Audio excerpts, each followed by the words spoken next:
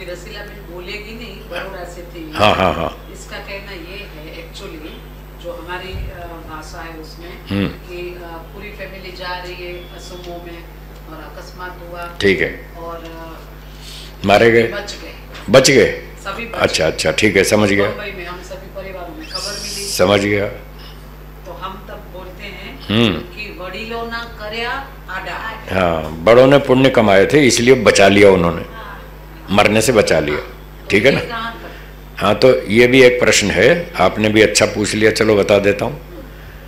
तो जो लोग गाड़ी में जा रहे थे दुर्घटना में बच गए, पूरा परिवार बच गया, ऐसी स्थिति में कहा जाता है कि ये हमारे वडीलों के पुण्य का फल है जो हम बच गए। तो इसमें 100% तो सच नहीं है, पर इसमें कुछ कुछ सच तो है, कुछ कुछ है। वो फल तो नहीं है, मैंने आपको पहले बता दिया, वो फल तो नहीं है, फल तो कर्ता को ही मिलता है। 10 नियम में हमने लिखा था ना, जो व्यक्ति करेगा उसी को फल मिलेगा, दूसरे को नहीं। तो इस नियम से याद रखें, कर्म का फल तो उसी को मिलेगा जिसने कर्म किया, पर उसका परिणाम प्रभाव वो दूसरों पर भी होता है।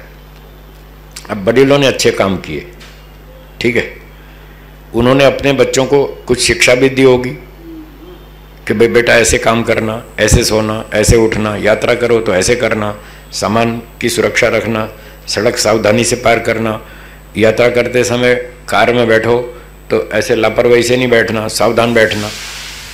वो सारी बातें वडीलों ने अपने बच्चों को सिखाई, और बच्चों ने वो बातें, ऐसा तो नहीं है कि 0 कर दी हों, कुछ तो सीखी होंगी, 20% 50% कुछ तो सीखा ही होगा ना माता पिता से, सभी बच्चे सीखते हैं।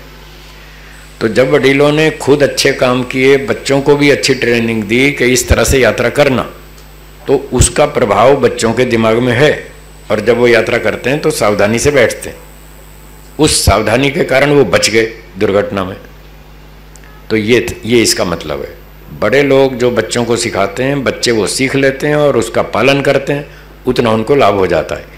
उस बात को गांव के, नगर के लोग इस भाषा में बोलने लग गए कि ये वडीलों का कर्म है जो हमारे आड़े आया, जिसने हमको बचा लिया। तो ठीक बात है, उनके पुरुषार्थ से, उनकी मेहनत से, और कुछ बच्चों की भी मेहनत उसमें सावधानी शामिल है, इस कारण वो बच गए।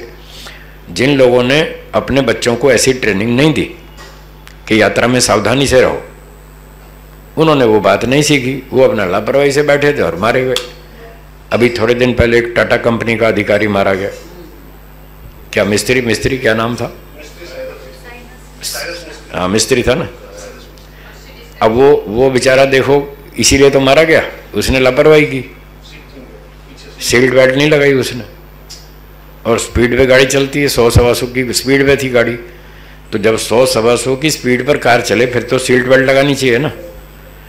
नगर में 20-30 किलोमीटर की स्पीड पे चलती है, वहाँ आप बेल्ट ना लगाएं तो कोई बात नहीं, चल सकता है, वहाँ कोई बड़ा झटका नहीं लगेगा। लेकिन गाड़ी हाईवे पर चल रही है, 100-125 की स्पीड पे चल रही है, फिर तो बेल्ट लगानी चाहिए, और उसने यहाँ लापरवाही की इसलिए मारा गया। तो ये बात है। तो बड़ों की बात माननी चाहिए, जो मानेगा वो लाभ उठाएगा, वो बच जाएगा, ठीक।